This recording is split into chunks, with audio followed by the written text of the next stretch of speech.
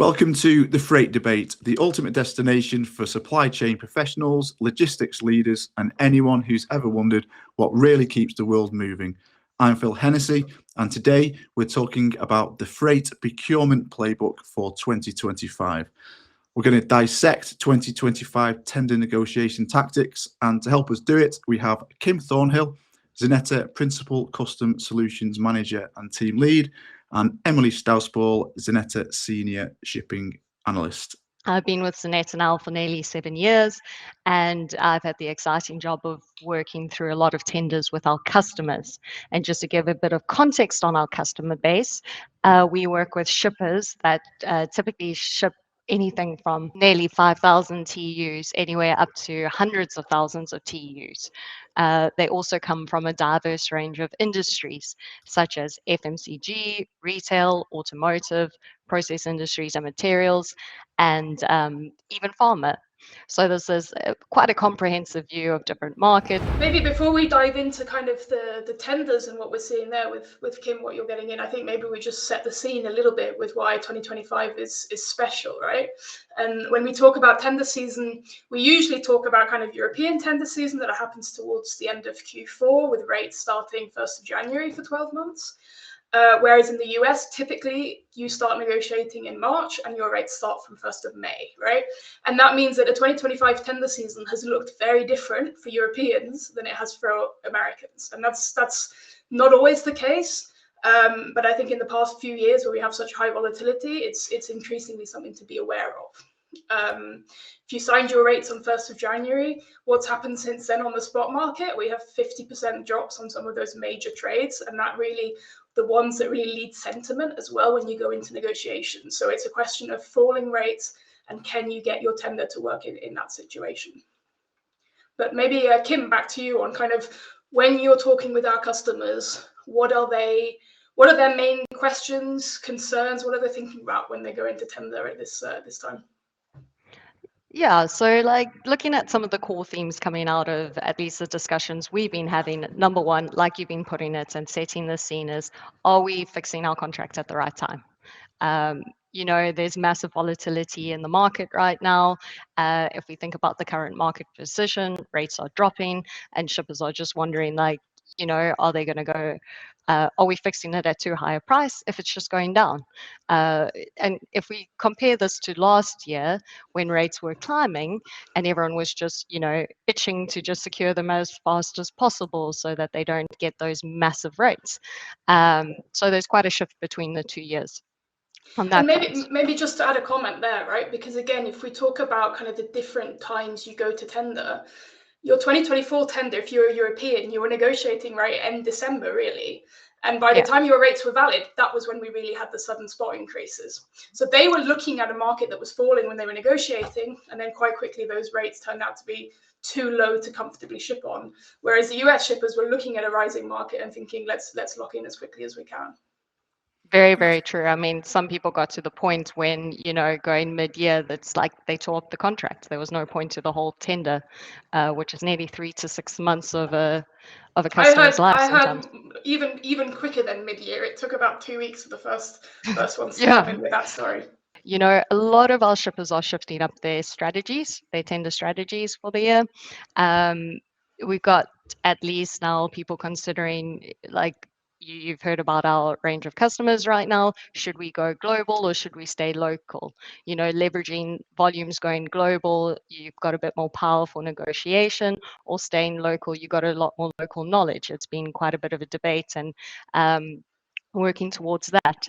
There's also a very interesting case where, shippers are banding together a bit and their peers and forming a consortium, which is very interesting, really leveraging quite a few volumes in order to at least achieve better rates. So that's been quite an interesting theme coming out of these tenders. Other things that shippers are looking into has been around getting more expert assistance. I mean, who wouldn't want that in this type of market? They look into 4PLs just to help them through this process, which you can imagine. Then when it comes... Should we put Phil on the spot again with 4PLs? No. Okay. Well, you can, but I'll get it wrong. Give it a go. 4PL? Yeah, as opposed to a 3PL.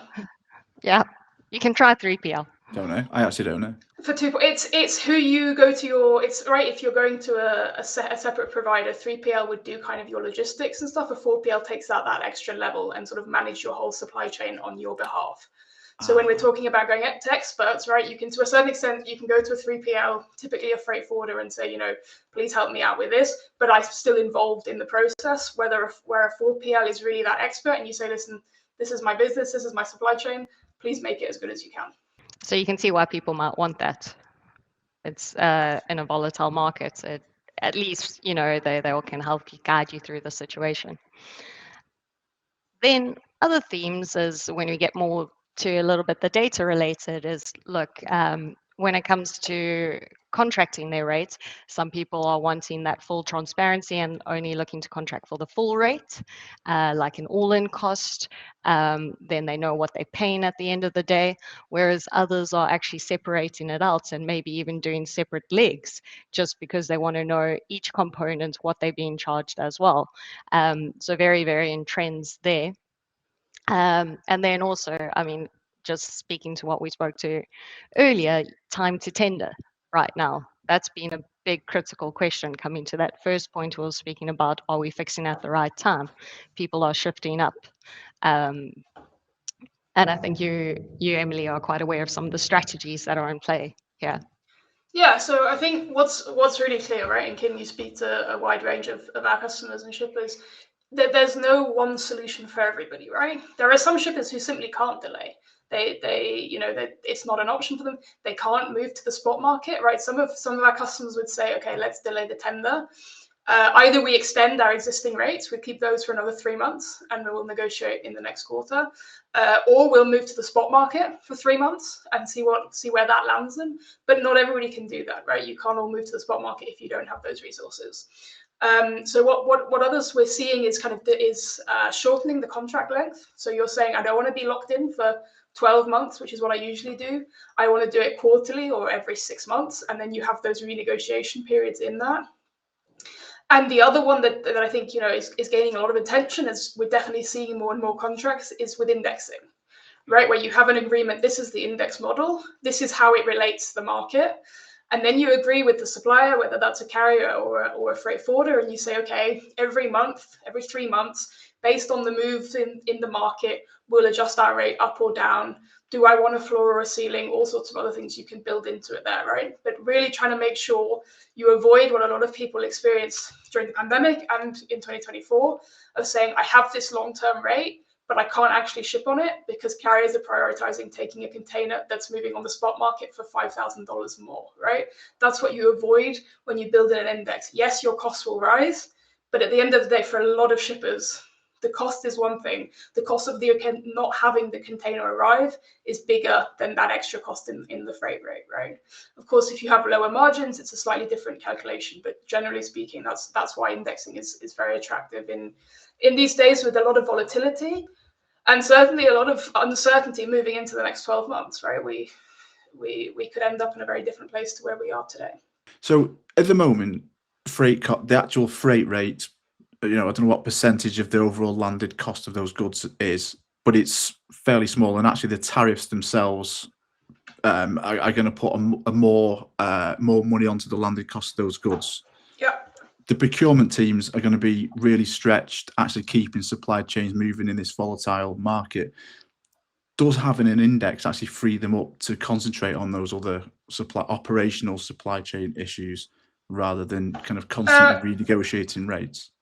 It definitely does, but it does so much more broadly than just for tariffs. Yeah, I suppose then just jumping on to another theme when it comes to indexing, and it's very good. Indexing, you've got to have a good relationship between your suppliers. You with your suppliers, and that's really, really important. And that's another core theme coming out of at least these 2025 tenders. People are mixing up supplier partnerships from before. After like a crazy turbulent 2024 with cargo being rolled, people are really seeing like, should we be sticking with the people we're sticking with? Do we diversify? So that's, trust was broken before. they're trying to look for other options right now from that perspective. But when it comes to indexing, yeah, you got to have that healthy relationship with at least a supplier in order to be able to do it. And it allows you to not just focus on rates, right? It allows you to focus on reliability, on what they're offering you. Exactly. And some of the index deals, you could even build that in, right? If you don't deliver X% on reliability, I want some kind of discount, right? There are many ways to do this. And of course, it depends on your profile as a shipper, right? Which one works best for you. Yeah. So should we move a little bit into what the data actually shows from kind of this Q1 period in 2025, or you don't want to, Kim? Or maybe just one more topic. one more topic on the, the delay in the tenders, just in terms of what we've been seeing and what customers have actually managed to achieve. Because it's quite, if we think about last year when people secured their tender, rates have now gone up. They are actually higher versus what they were last year. So a lot of people want to actually keep their existing contracts, because it's quite below the market where it is right now. And I can see that it looks like quite a good scenario. But it's hard to keep those locked in at a certain time. So some customers have managed maybe to extend it by a month. Some customers haven't managed at all. Some customers have been very lucky and managed for a few extra months. But yeah, that's been quite a big topic right now, holding off. How long can we delay it? And as you said earlier, with the spot markets, playing that field a bit. Can I just pick you up? You said some have been lucky and able to extend further. How much of it is luck? And how much of it is, we speak about this term shipper of choice, right? Why would a carrier choose your volumes of something else? If you're a carrier, how do you decide which customers are getting that sort of favorable deal compared to the others? It's a very interesting question. I've never analyzed, from the carrier's perspective, how do they view shippers really? But I suppose if you got quite a bit of leverage with your volumes, they need your business. I mean, you both need each other really at the end of the day. Big volume shippers have challenges as it is. They're actually bound to certain suppliers who can cover their network. And I think it's a bit of a balance. It's like, carriers need shippers. So it was an attractive shipper. And I think you can be attractive by being higher volume. You can also be attractive by having volumes on a trade where a carrier is looking to fill up their ships. One of the points carriers often come back to is how good are you at fulfilling your MQCs, right? If you said you was giving me 50 containers a week, if you do that regularly, I want to prioritize you because we have a good relationship. If you send me 10 one week and 100 the next week, it's much harder for me to work with you, and that also harms it, right? So just because you're not a big volume shipper doesn't mean you can't also sort of get those favorable deals when it comes to it. 100%. Also seen smaller shippers with good relationships. So shall we then move on to what the data shows a little bit from the first sort of months of the tender results coming in? I'm okay with that. Thank you. So I think let's just start with a lot of the European tenders that came in, right? We saw some interesting numbers come in that if you were a BCO signing a new long-term contract in January, you were getting a much lower rate if you were signing up for 12 months instead of 3 to 6 months, right? And that is the estimate, that is kind of the incorporated that everybody believes the market should drop. Carriers want your volumes. If you're going to give it to them for 12 months, they're going to offer you a lower rate than if you're only doing it for 3 months, right? The flip side to that then is saying, actually, the people who sign 3 months at those higher rates, they're going to get to renegotiate far more often than you are. And when you see, we were looking at about up to 50% discount for signing 12 months rather than 3 to 6 months. But that discount looked really great at the time. We're now in a position where rates are down upwards of 50% on some of those major trades, right? All of a sudden, the prospects of a shipper renegotiating now for new rates starting April are much nicer than they looked in February even, right? So there's that balancing act of what that was priced in at, really. And I guess, Kim, you speak to, maybe a little bit on the tendering process, because you know what it looks like. We spend a lot of time talking about it in terms of these bid rounds and negotiations, and how kind of the backdrop of falling spot rates kind of can play into that to a shipper's favor. Sure. So just some context in terms of like what we typically see. So I mean, preparing for a tender is a lot of work. You know, people plan it out, and it can take sometimes up to 6 months of your year. And they plan out between rounds, how long each is going to take. What we've seen in the current tender cycle, you know, people, it's up to 3 months. They knocking down a few rounds as well, so one or two, only 2 rounds compared to 3 or 4, which is what we've sometimes seen. But then in terms of your question, like how can they optimize the spot rates, and that's when we're talking to delaying tenders. You know, the longer you play it out, the more you're seeing where the market is going and set then, and the more opportunity you have. I know that a customer snuck in an additional round that wasn't planned in order to optimize the decrease in rates. So, but yeah, that's just from my side. And I guess that's also, you have to adapt, right? You're saying, if you were looking at this tender ahead of time, you were saying, let's shorten it, let's get fewer bid rounds in. And now you're doing it, you're thinking, actually, let's add a bid round, let's lengthen it a bit because we think those drops are coming, right? So maybe a question of how much you want to start planning in such a volatile industry, but certainly one of the kind of quirks here. I suppose that, like, if you're a big organization, you need to have a plan, even if it's thrown out the window, and that always happens. Does it not? With planning. So another, we talk about tendencies and we talk about what's happening on the rates and what shippers are facing, but the reality is much more nuanced than that, right? I think what we've been talking about, without necessarily referring it to it specifically, is kind of those major front haul trades that kind of pull the industry. But if you're a shipper on a backhaul, you're listening to this thinking, actually this doesn't apply to me. And it doesn't, right? Because backhaul trades this time have acted very differently to the front hauls. I think we saw during the pandemic, right, an increasing freight front haul also saw backhaul increases. And that didn't happen this time with the Red Sea. And the major difference there is, during the pandemic, there was an equipment shortage. So carriers were rushing to get those empty containers back as quickly as possible. They didn't want to wait a week for you to fill in a container. So you really had to pay a price to get that space. This time around, sure, there's been a crunch on capacity with the diversions, but there's not been the same pressure on equipment. So carriers were fine to wait for that container to be loaded up. And that obviously means that the pressure on rates is much, much lower. So Kim, maybe just the customers that trade heavily on backhaul trades, and there's some industries that do that more than others. What are the discussions like with them? Yeah, so like certain industries, like process industries and materials, people that fall within that, as we're looking at shipping, a lot on the backhaul trades, they're already locking in their rates right now, which makes sense. It's in a good market to do. So it really is know your market. But yeah, those are kind of the typical backhaul trades industries where, they've been optimizing on the backhaul. Doing rates being quite low. Do you think shippers know their value if they're on the backhaul? Does it come as a surprise to them that they have probably, even though they're maybe lower volumes than on a backhaul, do you think it comes as a surprise to them that actually they do wield a fair bit of negotiating power?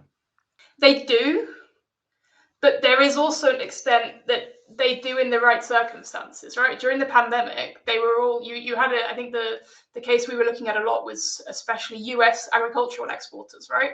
They ship a lot in bulk, but they do fill up containers, and they simply couldn't get space during the pandemic. So yes, they have a negotiating power in the right circumstances, and I think this year we're seeing that, right? Carriers do want to fill up those backhaul legs, but it's not to sort of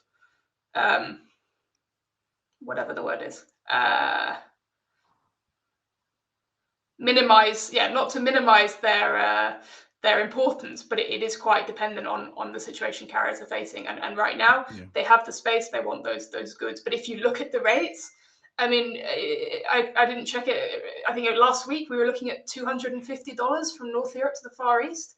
I mean, it's better than nothing, but it's not the make or break for carriers' bottom line. It's recovering some of those costs that they have to send the ship back anyway.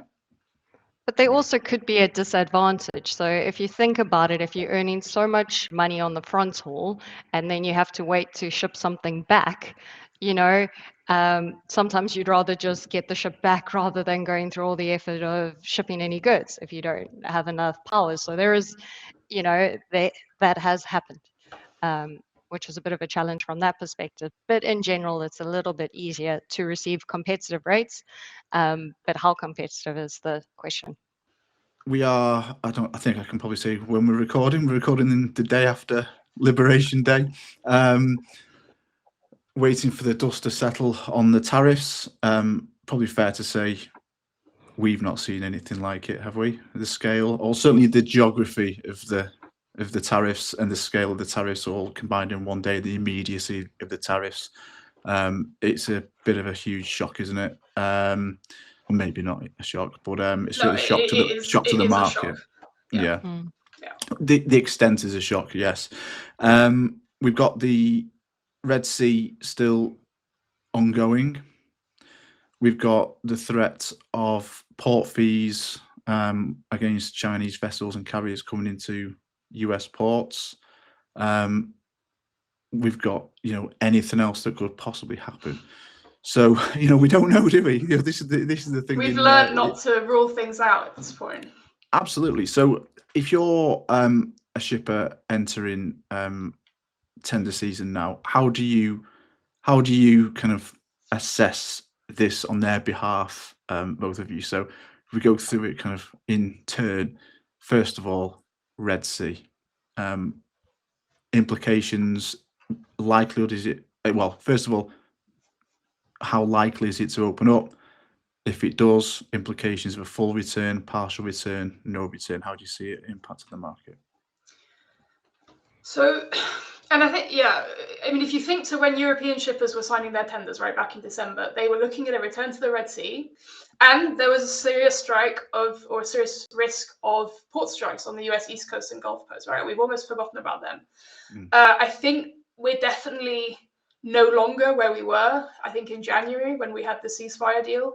The return to the Red Sea has definitely been delayed, right? And nobody at the moment is talking about a return. At some point, we will come to a level where we think, okay, will carriers now start to return, or will they hold back in there? But we're not there yet. But do you think we were a bit naive, or not us? Do you think some people in the kind of market as a whole, as an entity, was a little bit naive, maybe back when the stage one of the ceasefire, everyone, we're going to return to the Red Sea? Was that, in hindsight, maybe a little bit naive? I think way more complex, isn't it? Yes.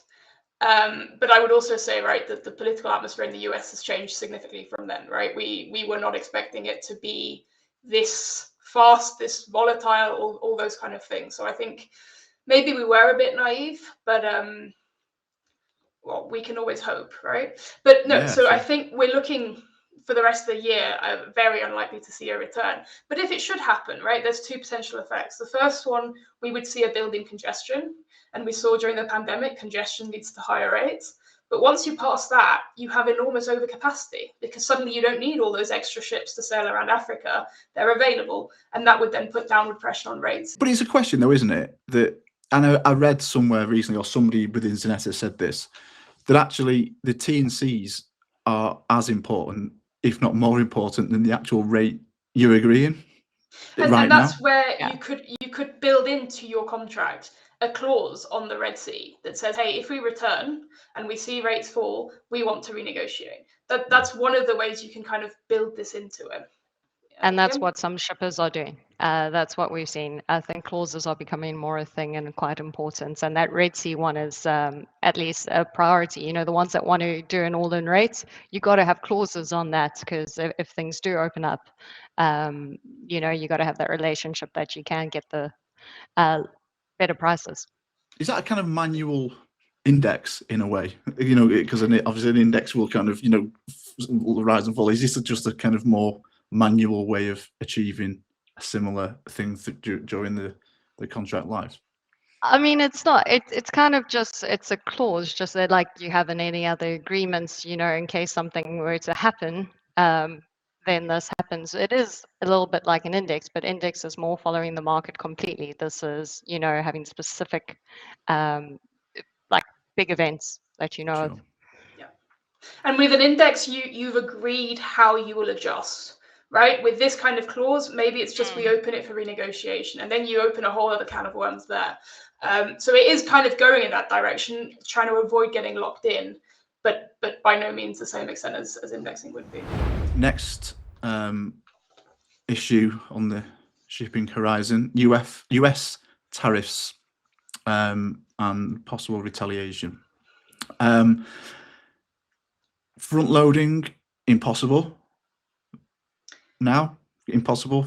Ocean shipping, you can't get this. You know, if you haven't front loaded already, then way too late. Yeah.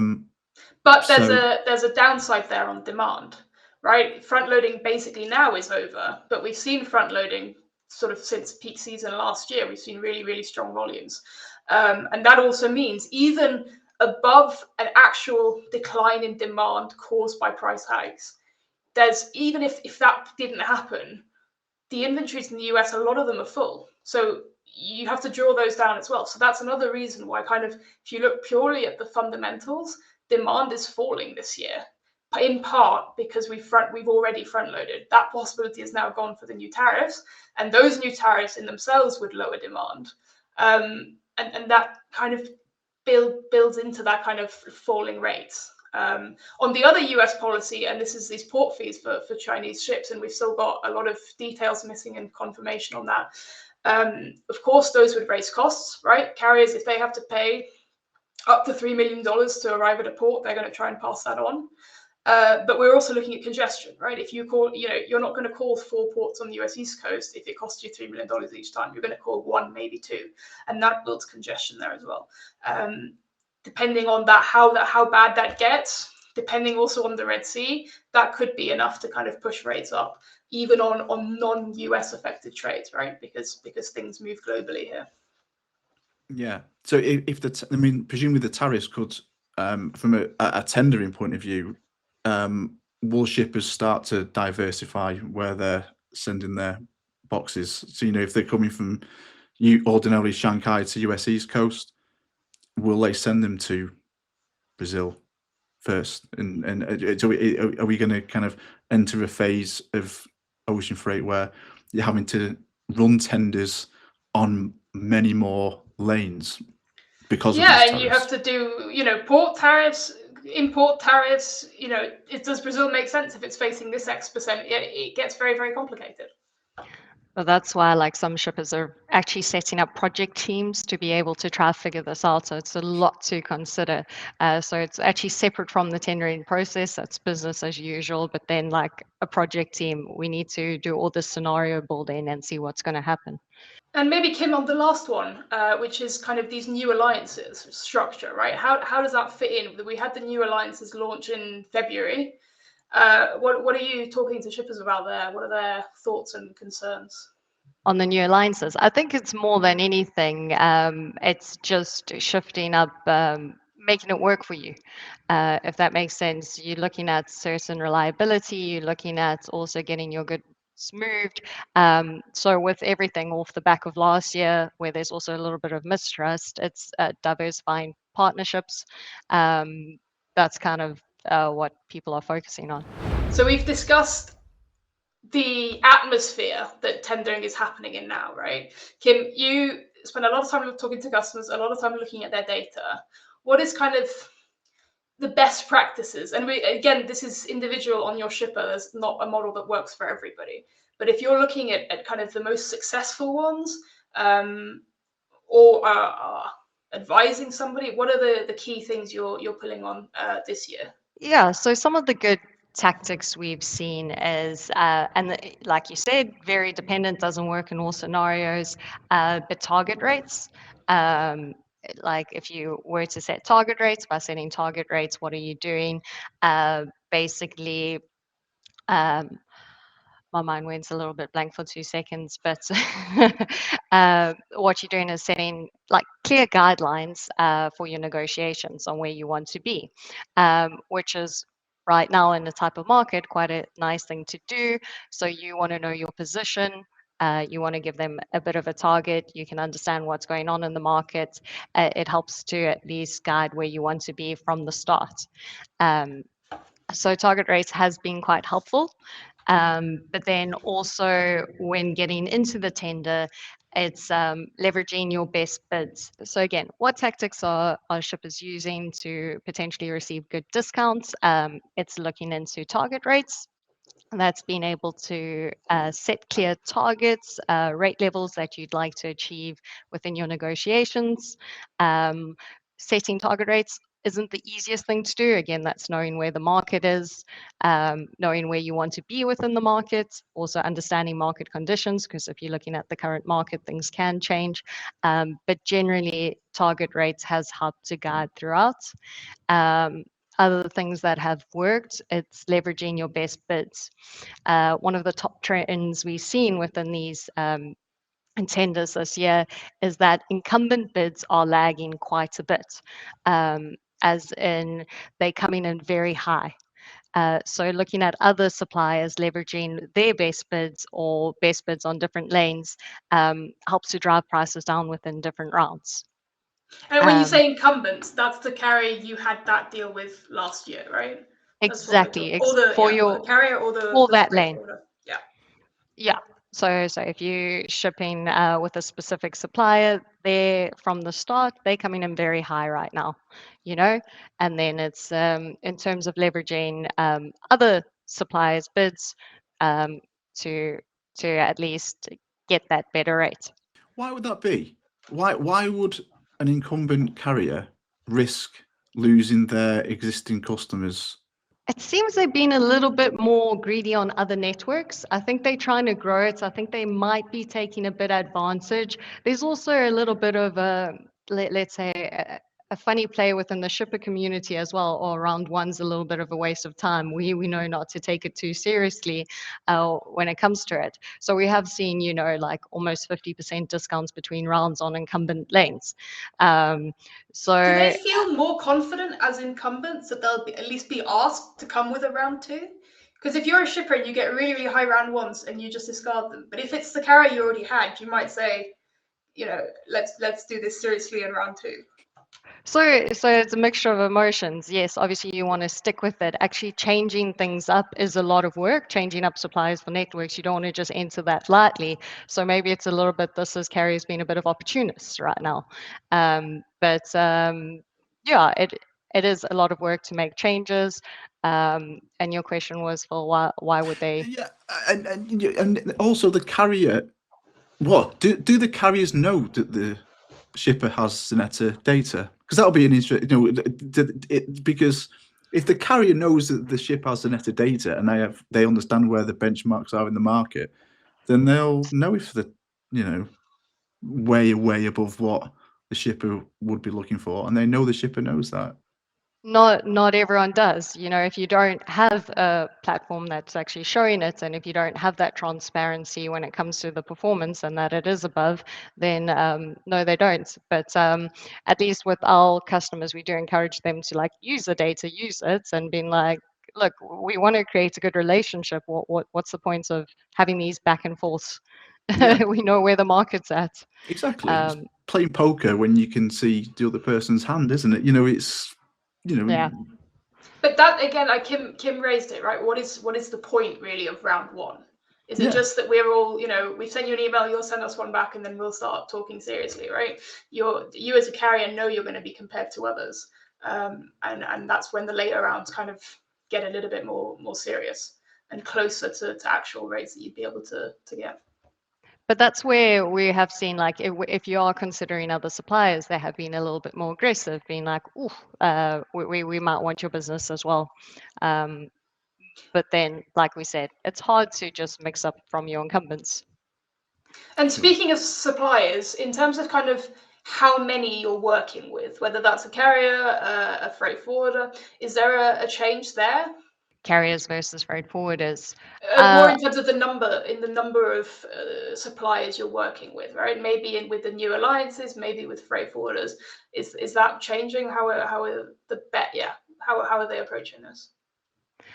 Haven't seen too much between people considering a lot more than they have, you know, depending if you're a small shipper, it could be anything up to 4 that they're working with, and then big shippers, they have what they want to stick to. I don't think people are completely changing their portfolios right now. If you work with a lot, you're still going to potentially work with a lot, and you can consider that and happy to manage it, but haven't seen too many shifts right now.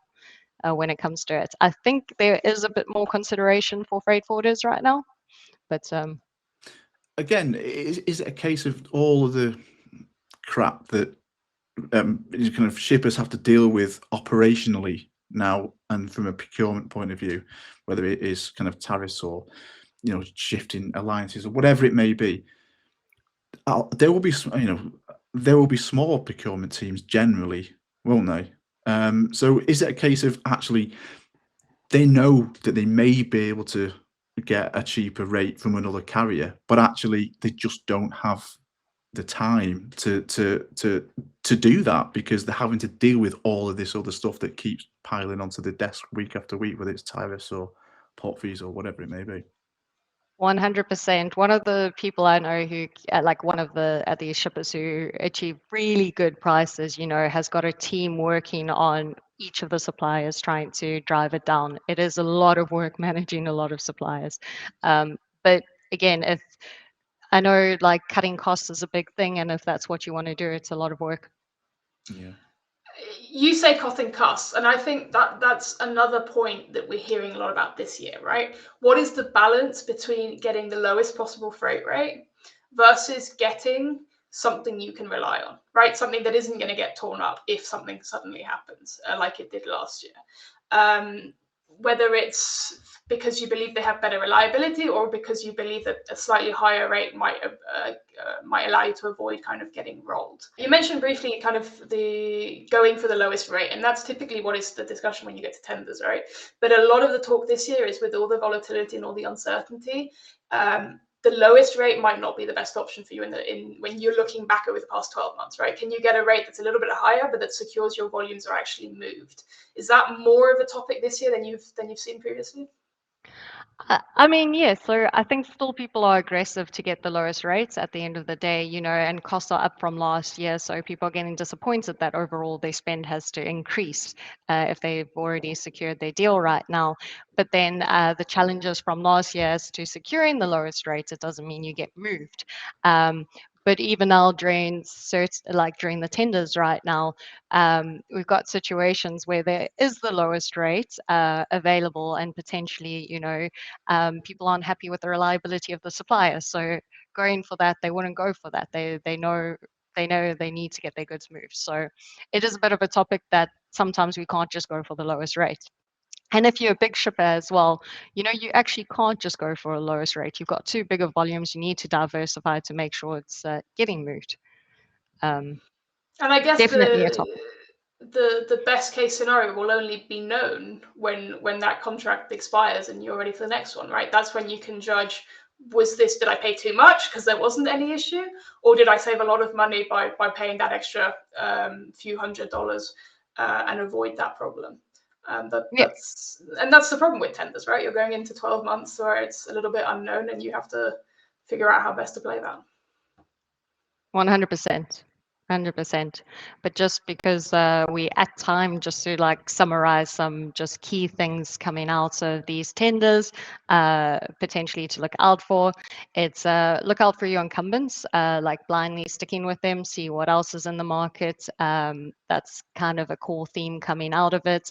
We would recommend that this time, you know, baking in some clauses. I think that's been quite effective, at least now managing the situation a bit. I think we spoke about that a bit more, and I think what's very key is just knowing the market. Know the market, and how do you do that, Phil? Xeneta, obviously. But you said we had to speak more about indexing, Emily. I'm sure we'll do another one on indexing. Okay, cool. I will ask you both one very quick question to round it all off. And it won't be easy, but you'll have to give a quick answer. This time next year, how do you think shippers will be feeling? Will they be in equal uncertainty? Will they be kicking the can down the road of tenders again? Will they be indexing? Will there be locking into long-term contracts with TCs. How do you think the market's going to go next 12 months? We'll be back in the Red Sea, all that kind of stuff. If I jump in really quickly and Go say there will be indexing, then Indexing. Kim can deal with the other questions. What did you say? Indexing. I think more and more shifting to indexing. Yeah, it's inevitable, isn't it, with the volatility? Yes, and I think that's key, right? We're not going back to a pre-pandemic norm and happen in 12 months, and we can be in a very different situation, but we could also be in the same situation. But I think indexing is one of the ways that some shippers can use to avoid too much chaos and uncertainty. So that is a bet I'm willing to take. And I mean, shippers have always had to face these challenges before, but the amount that's happening right now is a bit ridiculous. So not being able to, secure yourself, it's difficult. But they've done it before, haven't they? They did it, they think about it. COVID ever given Panama to probably a lesser extent, Red Sea, port strikes. They'll get through. They'll get through it. The industry will get through it, and I think we've all been impressed by how an industry can deal, even last year with record high volumes with this huge diversion. But getting through it is not the same as sort of thriving through it. It's been great chatting with you and hearing the stories and what's going on. Thank you very much for joining. It's been fun. Thank you, Kim. Thank you, Emily. Hit subscribe, join the debate, and let's move the industry forward together. See you on the next Freight Debate episode.